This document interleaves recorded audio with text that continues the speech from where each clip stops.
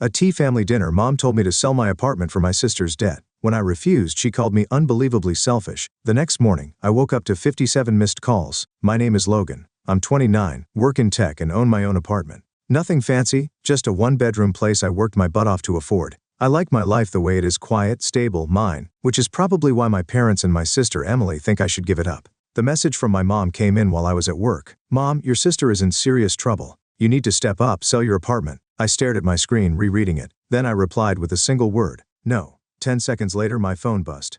Are you serious? Mom didn't even say hello, she's your sister. And she's drowning in debt. Sounds like her problem. Silence. Then a sharp exhale. Logan, you are being unbelievably selfish right now. There it was, the magic word. Selfish. The word they used every time they wanted something from me. When have you ever helped me? Another pause. Dinner, tonight. I should have said no. But I knew if I didn't go, they'd harass me for weeks. Flashback 5 years ago. It was my first real job, barely paying enough to cover rent. Emily had just moved back home after quitting her marketing job to find herself. Mom called me one night, her voice thick with concern. Mom, sweetheart, Emily's struggling. She doesn't even have money for gas. Could you send her something just to help her get back on her feet? I had $300 in my bank account. Rent was due in 4 days. I sent her $200. The next day she posted an Instagram story. Fresh manicure, caramel macchiato, and a caption, self-care day. When I asked her about it, she laughed. It's just money, Logan. Relax. That was the first time I realized Emily and I lived in two different realities. Present day, I arrived at my parents' house. Emily was already seated, playing the role of the fragile victim, teacup in hand, eyes red, looking as if she just returned from battle. Dad cleared his throat, setting his fork down slowly. We need to talk about your apartment. I leaned back. Do we? Mom folded her arms. Emily is in a very difficult place. Difficult because she spent money she didn't have? Emily scoffed. I had no choice. I needed to maintain a certain lifestyle for work. You don't have a job. She flinched. That's not the point. Mom shot me a warning look. Logan, she needs your help, and I need to not be treated like a human ATM. Dad exhaled through his nose. It's just an apartment. You can buy another one. I stared at him. You want me to sell my home so Emily can wipe her debt clean? It's not just about that, Mom said, voice tight. It's about family. We help each other. No, I help. She takes. Emily shot up from her chair, nearly knocking it over. I hate you. And yet, I'm the one with an apartment. Mom grabbed her head like she was about to faint. What did we do wrong with you? I stood up, grabbed my coat. You raised the only sane person in this family. And I walked out. The messages started before I even got to my car. Mom, you've disappointed us. Dad, family is more important than money. Emily, you're a pathetic excuse for a brother. I put my phone on silent, got in my car, and drove home because I knew this was only the beginning. The next morning I woke up to 17 missed calls. 10 from Mom, 4 from Dad, 3 from Emily. I sighed, rolled over, and checked my texts. Mom, we need to talk. Dad, call your mother. Now Emily, you're seriously doing this after everything I've been through? Everything she's been through? I sat up and rubbed my face. I knew what was coming. Flashback. 3 years ago, Emily had just gotten back from a spiritual retreat in Bali. Translation, she blew through her savings on overpriced yoga classes and Instagrammable smoothie bowls. A week later, Mom called me. Sweetheart, your sister is in a rough spot. I already knew where this was going. How much? She hesitated. Just a few thousand to cover rent until she finds work.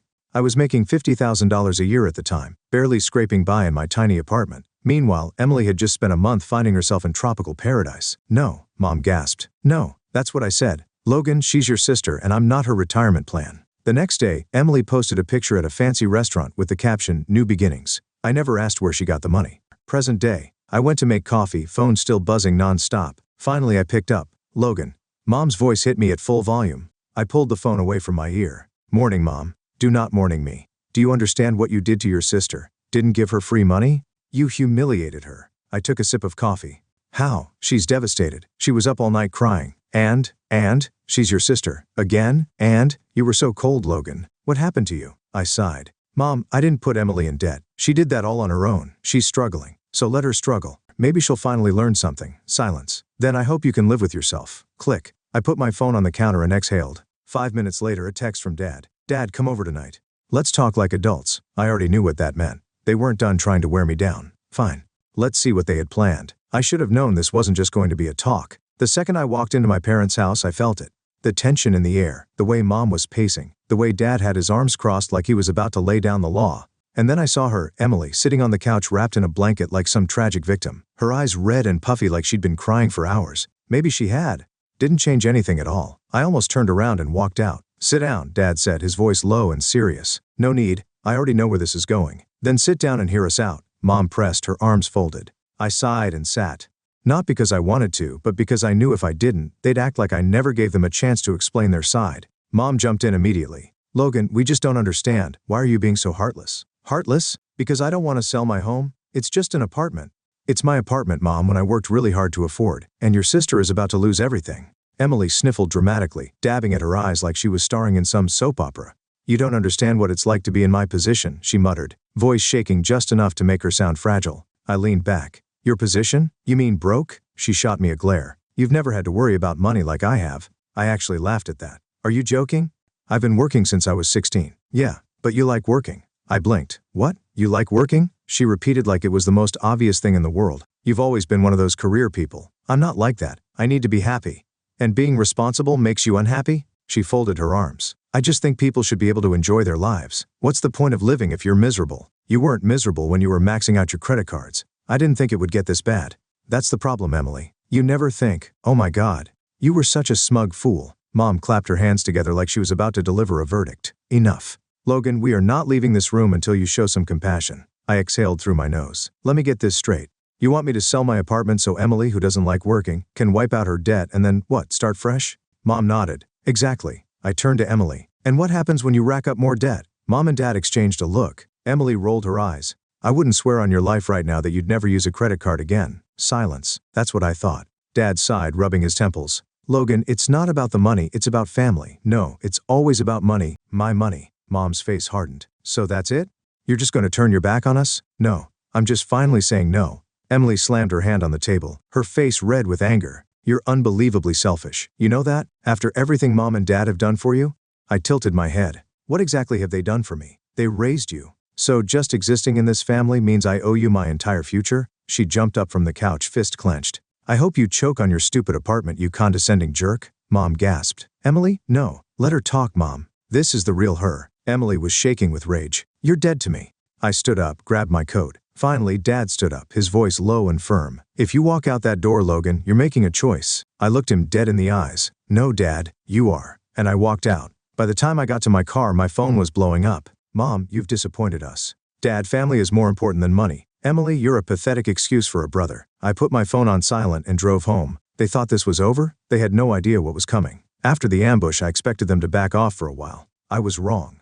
The next morning, I woke up to 23 missed calls and a flood of texts. Mom, we need to talk. Now, Dad, you're making a huge mistake. Call me. Emily, I hope you stay stuck in that awful apartment of yours. I muted the group chat. I had work to do. Unlike some people, the guilt trip 2.0. By lunchtime, I had 3 voicemails from Mom. I made the mistake of listening to one. Logan, I just don't understand. Deep sigh. I don't know what's happened to you. You used to be such a kind boy. You used to care about your family. Now you're cold, unrecognizable. Did we fail as parents? Is this our fault? I hung up halfway through. Classic move. Make me feel like a heartless monster. 2 hours later, Dad called. Against my better judgment, I picked up. Logan. His voice was low, serious, the disappointed but wise father tone. I need you to come by tonight. We need to talk man to man.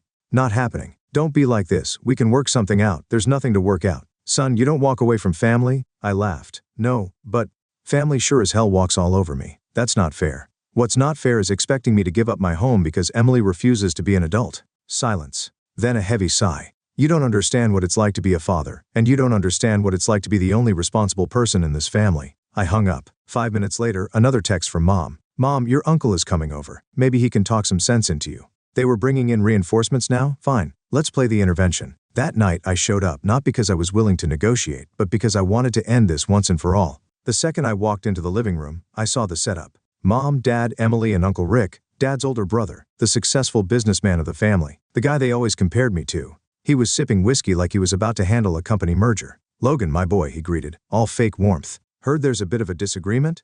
I dropped onto the couch, arms crossed. No disagreement. Just a bunch of people who think my money belongs to someone else. Emily huffed. It's not your money, it's a stupid apartment. My apartment. You can get another one and you can get a job. Rick chuckled, swirling his drink. Come on now, Logan. No need to be so aggressive. We're just trying to find a solution. Oh, there's a solution. Emily grows up.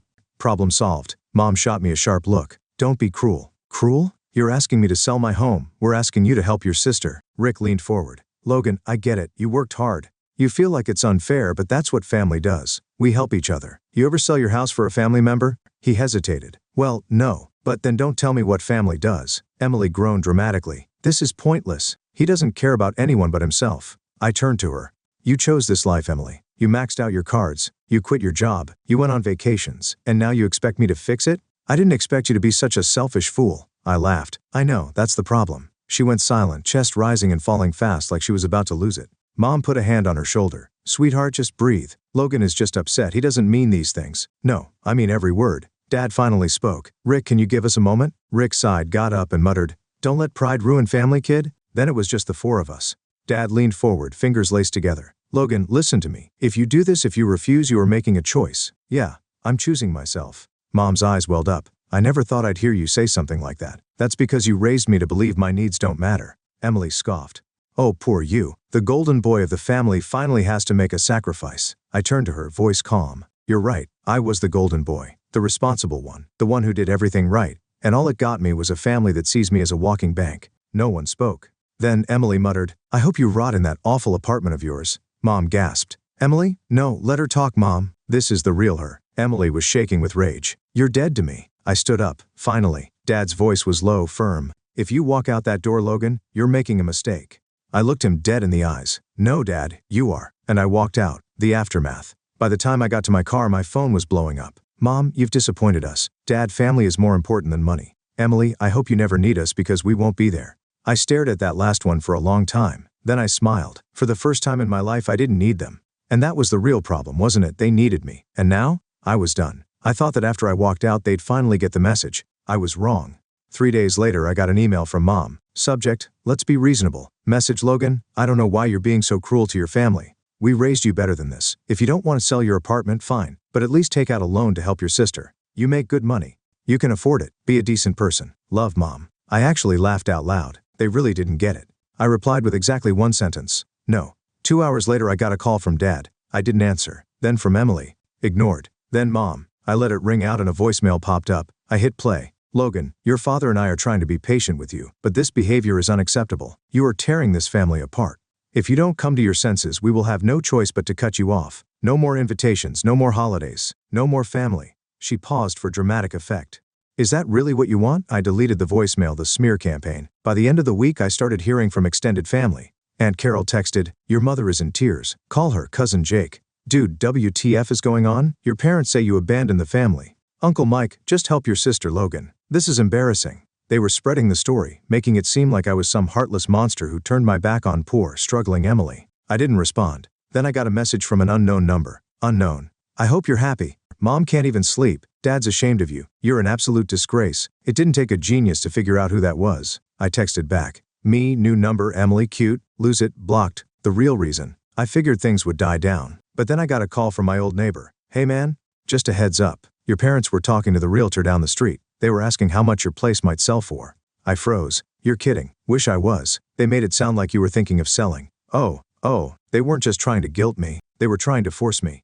I ended the call and immediately checked my emails. There it was. A notification from my mortgage lender. We received an inquiry about refinancing options for your property. If you did not authorize this request, please contact us immediately. I sat there, gripping my phone, heart pounding.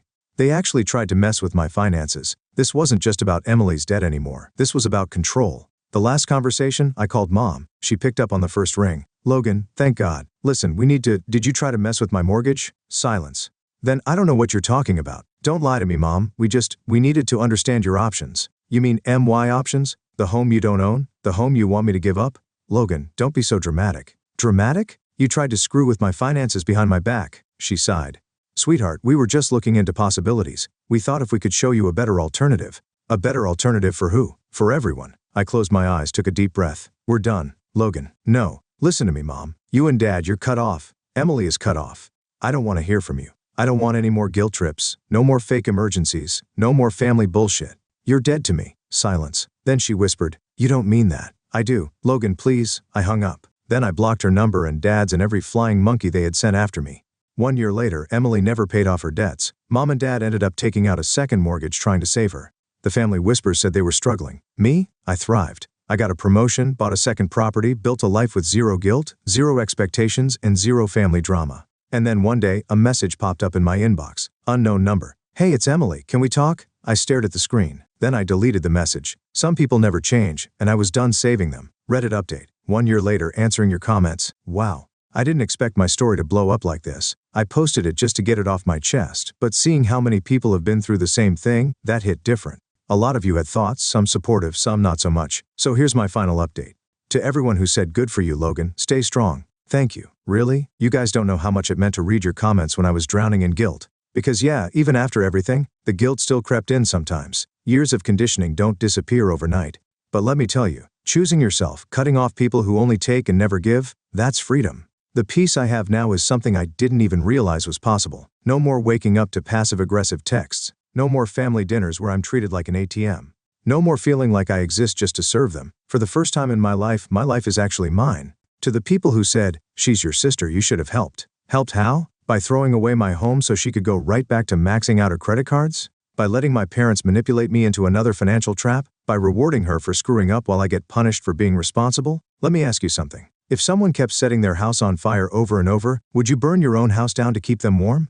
Because that's what you're asking me to do. I didn't cut off my family because they were struggling. I cut them off because they expected me to fix their struggles no matter what it cost me. And when I said no, they tried to force my hand. That's not family, that's financial aid. To the people who said, you'll regret this when they're gone, maybe. But I regret all the years I let them treat me like a walking wallet. I regret every sacrifice I made for people who wouldn't even consider doing the same for me. You know what I won't regret? Not losing my home. Not destroying my finances. Not letting them manipulate me ever again. If they had ever once treated me like an actual person instead of a safety net, maybe things would be different. But they didn't. And I refuse to spend my life trying to earn love from people who only see me as useful when I'm giving them something. Final thoughts. A year ago I walked away. It was the hardest thing I've ever done, but I survived. And I'm happier than I've ever been. So if you're reading this and you're in the same boat, if your family only calls when they need something, if they guilt you into giving, if you feel like you have to help just because they're family, listen to me. You don't owe anyone your future. You don't have to set yourself on fire to keep them warm. You're allowed to say no. And if that makes you the villain in their story, so be it. At least you'll finally be the hero in your own. Logan out.